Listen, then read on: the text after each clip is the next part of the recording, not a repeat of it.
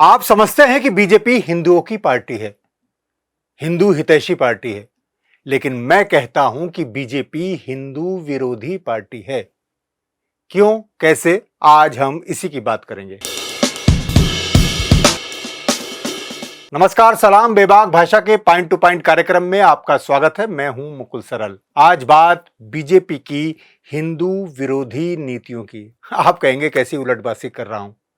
हालांकि आदर्श और सैद्धांतिक रूप में हर राजनीतिक दल को देश की पार्टी होना चाहिए, पूरे देश का प्रतिनिधित्व करना चाहिए, देश में बसने वाले सभी लोगों के पक्ष की बात करनी चाहिए और उसमें भी प्राथमिकता सबसे कमजोर वर्ग को देनी चाहिए। लेकिन हमारे देश में कई पार्टियां यह दावा और दिखावा करती हैं कि वे किसी वर्ग विशेष का प्रतिनिधित्व करती हैं।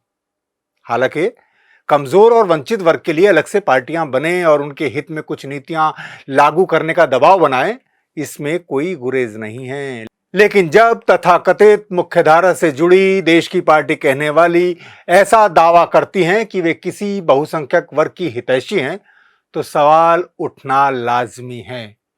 उनके इसी दावे को सच मानते हुए आइए इसकी पड़ताल करते हैं। कोई पार्टी किसी वर्ग विशेष की पार्टी है, यह कैसे पता चलता है? इसके कुछ आधार हैं। सबसे प्रमुख आधार तो यही है कि उस देश या समाज में उस वर्ग विशेष का कैसा उत्थान हो रहा है। क्या वह सुखी और समृद्ध है? इसे मापने के कई पैमाने हो सकते हैं, लेकिन हमारे पास कुछ बेसिक कसौटियां हैं, पैमाने हैं, जिनके जरिए हम यह पता लगा सकते हैं कि उस वर्ग विशेष के उत्थान के लिए क्या खास नीति कार्यक्रम बनाए गए हैं और वे कैसे अप्लाई हो रहे हैं। तो किसी भी देश या वर्ग की उन्नति नापने का सबसे पहला पैमाना या मापदंड तो उस वर्ग विशेष में शिक्षा और रोजगार की स्थिति है। फिर महंगाई, स्वास्थ्य और सुरक्षा यानी कानून व्यवस्था की स्थिति आती है। आप जानते हैं कि अगर हमारे देश भारत में सबसे ज्यादा आबादी हिंदुओं की है, तो किसी भी नीति का सबसे ज्यादा प्रभाव भी इसी वर्ग पर पड़ेगा। 2011 की जनगणना के मुताबिक हमारे देश में करीब 80% हिंदू हैं, लेकिन तब भी उन्हें डराया जाता है। तो अगर देश में शिक्षा, स्वास्थ्य, रोजगार और कानून व्यवस्था की स्थिति ठीक होगी, महंगाई कम होगी, तो सबसे ज्यादा लाभ भी किस आबादी को मिलेगा? इसी आबादी को। तो आइए सबसे पहले देखते हैं कि बीजेपी जो हिंदुओं की पार्टी या हिंदू हितैषी पार्टी होने का दावा करती है, मोदी जी के नेतृत्व में उसके 10 साल के शासन में रोजगार की स्थिति क्या है।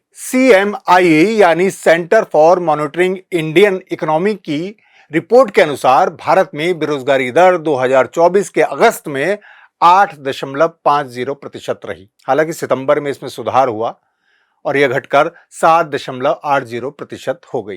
भारत में बेरोजगारी दर 2018 से 2024 तक औसतन 8.17% रही, जो अप्रैल 2020 में 23.50% के उच्चतम स्तर पर थी और सितंबर 2022 में 6.40% के रिकॉर्ड निम्नतम स्तर पर भी पहुंची। लेकिन इसमें घटत बढ़त हो सकती है। जो स्वतंत्र एजेंसियां हैं वो बेरोजगारी की स्थितियां और भी भयावह बताती हैं। अजीम प्रेमजी विश्वविद्यालय की state of working India 2023 report Bharat में रोजगार को लेकर चिंताजनक तस्वीर पेश करती है।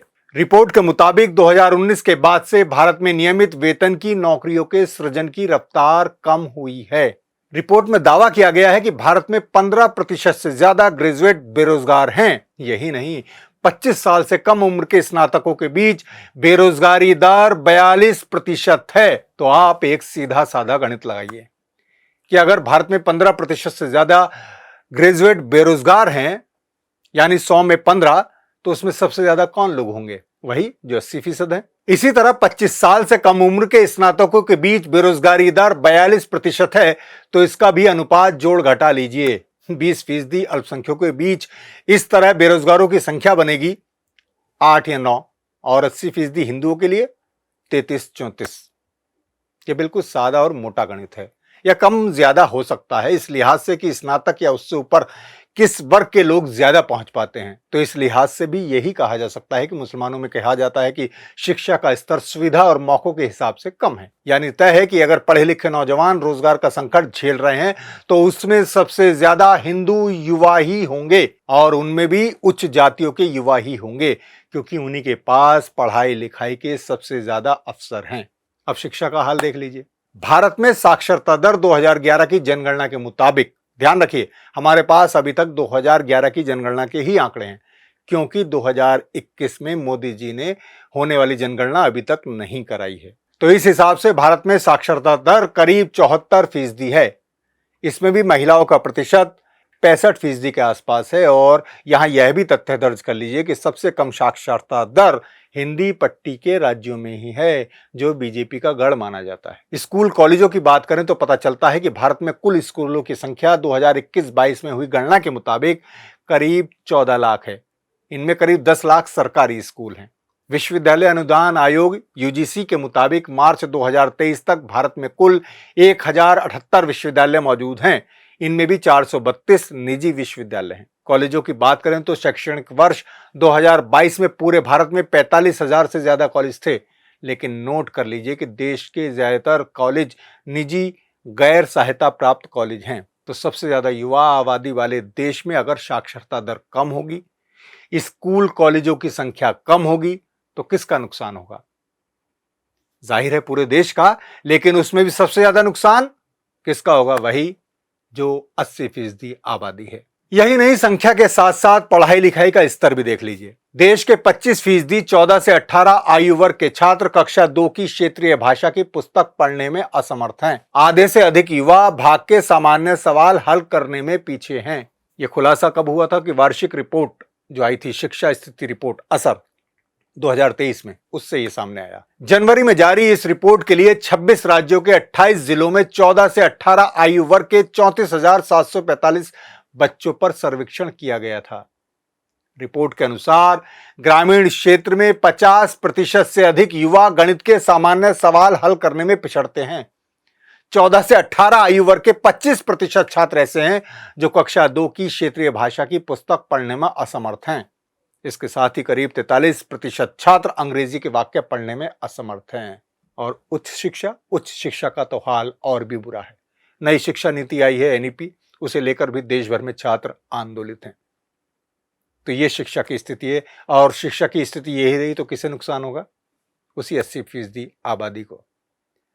रोजगार शिक्षा के बाद अब बात कर लेते हैं स्वास्थ्य की। ये सरकारी आंकड़े हैं। भारत सरकार के स्वास्थ्य एवं परिवार कल्याण विभाग की 2021-22 की रिपोर्ट के अनुसार ग्रामीण स्वास्थ्य व्यवस्था आरएचएस का क्या हाल है, आइए जान लेते हैं। अभी तक हमारे पास यही रिपोर्ट उपलब्ध है।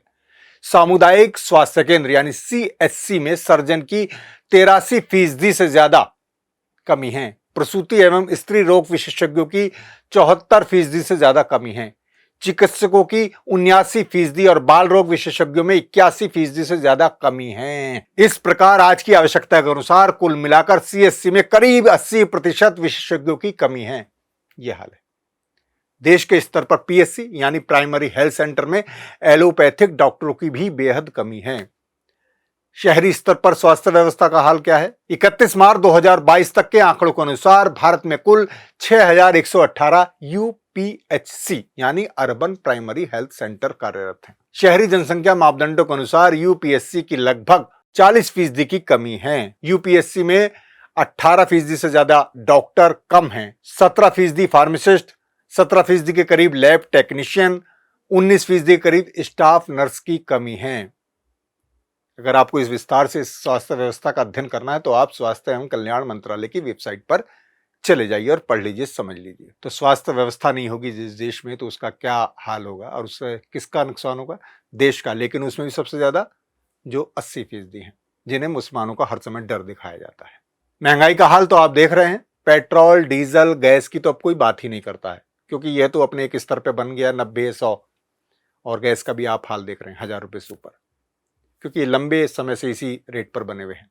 पहले जरूर इसे लेकर हंगामा होता था, लेकिन अब इस पर कोई बात नहीं करता। लेकिन इस समय खाने पीने के सामानों की महंगाई ने भी आम आदमी का जीना मुहाल कर रखा है।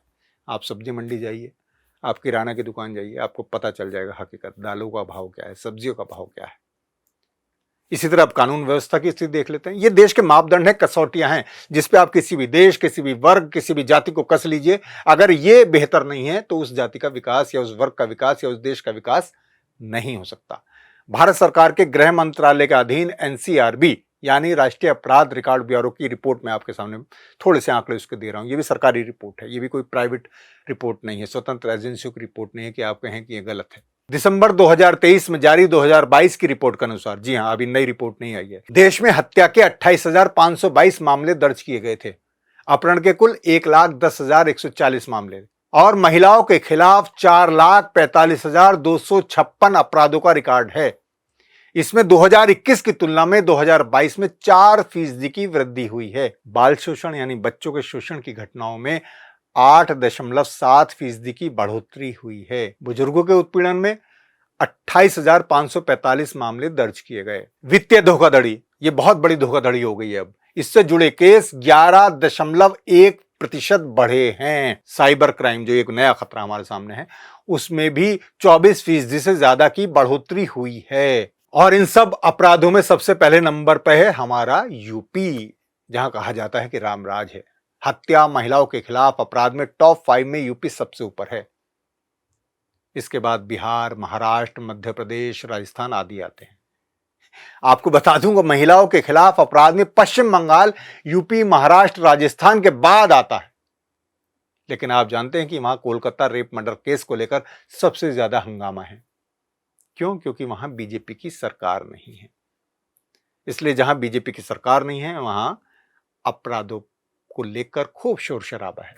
और जहां बीजेपी की सरकार है, वहां कह दिया जाता है कि ये सामान्य घटनाएं हैं, रामराज है। गरीबी का हिसाब भी देखें तो नीति आयोग की रिपोर्ट कहती है कि भारत में गरीबी दर कम हुई है। 2013-14 में 29.17% से घटकर 2022-23 में 11.28% रह गई है। यानी पिछले 9 सालों में करीब 17.89% की कमी आई है। हालांकि यह आश्चर्यजनक है कि गरीबी में कमी आई है, लेकिन मोदी सरकार आज भी देश की 85% आबादी को 5 किलो मुफ्त अनाज देने का दावा करती है। तो आप हिसाब लगा लीजिए कि गरीबी की वास्तव में क्या स्थिति है। और इसमें सबसे ज्यादा कौन सी आबादी प्रभावित हो रही है? वही जो 80% है। दूसरे इंडेक्स भी एक नजर में देख लेते हैं, उससे भी देश की स्थिति पता चलती है। ग्लोबल ह्यूमन डेवलपमेंट इंडेक्स, संयुक्त राष्ट्र विकास कार्यक्रम के अनुसार ग्लोबल ह्यूमन डेवलपमेंट इंडेक्स 2023 में भारत विश्व के 191 देशों में 132वें स्थान पर है। और साल 2019 में यह कहां था? 129वें स्थान पर। यानी पिछले 5 साल में भारत 3 पायदान नीचे गया है। यानी इसमें सुधार होना चाहिए था, लेकिन पतन हो रहा है। और ये सारा कार्यकाल, ये सारा शासनकाल आप देख लीजिए, ये मोदी सरकार का ही है। वर्ल्ड हंगर इंडेक्स 2023 में भारत विश्व में 111वें स्थान पर है, जबकि 2022 में 107वें पायदान पर था। यही नहीं, वर्ष 2014 में भारत 55वें स्थान पर था, जब मनमोहन सरकार थी या जा रही थी और मोदी सरकार आ रही थी। हालांकि आपको बता दें कि भारत सरकार वर्ल्ड हंगर इंडेक्स पर सवाल उठाती रही है, वो उसे मानती नहीं है। कहती है कि वर्ल्ड हंगर इंडेक्स में भूख को मापने का सही पैमाना नहीं है। लेकिन भूख और भूखमरी की हालत आप खुद अपनी आंखों से देख सकते हैं। अब बात कर लेते हैं वर्ल्ड हैप्पीनेस रिपोर्ट की, यानी खुशी की। वर्ल्ड हैप्पीनेस रिपोर्ट 2023 के हिसाब से भारत 137 देशों में 126वें स्थान पर है। 137 में 126। 2015 में कहां था? 117वें स्थान पर। यानी पिछले 8 सालों में भारत 20 पायदान नीचे गया है। और खास बात यह है कि खुशहाल देशों की लिस्ट में भारत के पड़ोसी देश नेपाल, बांग्लादेश और चीन भी हमसे आगे हैं। हैप्पीनेस रिपोर्ट 2023 में 137 देशों को आय, स्वास्थ्य और जीवन के प्रमुख निर्णय लेने की स्वतंत्रता की भावना सहित कई मानदंडों के आधार पर रैंक किया गया है, तौला गया है। जीवन के प्रमुख निर्णय लेने की स्वतंत्रता में अभिव्यक्ति की स्वतंत्रता भी आती है। और जब अभिव्यक्ति की स्वतंत्रता आती है तो क्या आता है? मीडिया। विश्व प्रेस स्वतंत्रता सूचकांक 2023 में भारत 11 पायदान गिरकर 161वें स्थान पर आ गया। यहां यह भी बता दें कि हमारे प्रधानमंत्री नरेंद्र मोदी ने पिछले 10 साल में एक भी खुली प्रेस कॉन्फ्रेंस नहीं की है। यानी उन्होंने सीधे तौर पर पत्रकारों के सवालों का सामना नहीं किया है। हां, बस अपने कुछ प्रिय पत्रकारों या गोदी मीडिया को ही व्यक्तिगत तौर पर इंटरव्यू दिए हैं। और चुनाव के वक्त तो इसकी बाढ़ आ जाती है। इसी से देश के लोकतंत्र की तस्वीर भी पता चलती है। जिस देश में प्रेस को आजादी ना हो या ज्यादातर मीडिया गोदी मीडिया बन जाए, उस देश का लोकतंत्र वाकई खतरे में होगा। वी डैम डेमोक्रेसी रिपोर्ट 2023 के चुनावी लोकतंत्र सूचकांक में भारत 108वें स्थान पर है। मार्च 2023 में जारी रिपोर्ट के अनुसार पिछले 10 वर्षों में शीर्ष 10 निरंकुश देशों में भारत का भी नाम है। रिपोर्ट के इलेक्टोरल डेमोक्रेसी इंडेक्स ईडीआई में भारत की रैंकिंग 2022 में 100वें स्थान से गिरकर इस साल यानी 2023 में 108वें पर आ गई, जबकि लिबरल डेमोक्रेसी इंडेक्स एलडीआई में यह 97वें यानी 97वें स्थान पर थी। तो इन सब आंकड़ों से आप क्या समझते हैं, किसका किसे नुकसान होगा? 20% माइनॉरिटी अल्पसंख्यक आबादी को, जिसमें करीब 14% के आसपास मुस्लिम आबादी है, या उसे जो देश की बहुसंख्यक 80% आबादी है, यानी जिसे बीजेपी कहती है हिंदू आबादी है? ये सब तथ्य, ये आंकड़े, ये बताने का उद्देश्य यही था कि आप केवल मुसलमानों के खिलाफ बोलकर हिंदुओं का हित नहीं कर सकते, ना हिंदुओं को ज्यादा बच्चा पैदा करने की सलाह देकर, इनसे तो उसका और अहित होगा, और ना हिंदू मुस्लिम को लड़ाकर, एक दूसरे से डराकर। हिंदुओं का हित भी तभी होगा जब पूरे देश का हित होगा, हर वर्ग का हित होगा, समाज में शांति और समरसता रहेगी, भाईचारा रहेगा। इसलिए मैं कहता हूं कि बीजेपी जो हिंदू हित के नाम पर राजनीति करती है, बांटती है, केवल एक धोखा है, क्योंकि इससे किसका नुकसान है? देश का और 80% आबादी का। इसलिए सबका साथ, सबका विश्वास, सबका विकास सिर्फ नारा नहीं होना चाहिए। जी, सब नारे बन गए, सब जुमले बन गए, बल्कि इसे हकीकत में भी लागू करना होगा। तो अब आप समझ गए होंगे आंकड़ों के जरिए कि बीजेपी हिंदू हितैषी पार्टी है या हिंदू विरोधी पार्टी। सोचिएगा जरूर और हमें कमेंट करके जरूर बताइएगा। बेबाक भाषा को भी लाइक, शेयर और सब्सक्राइब करना मत भूलिएगा। धन्यवाद, शुक्रिया।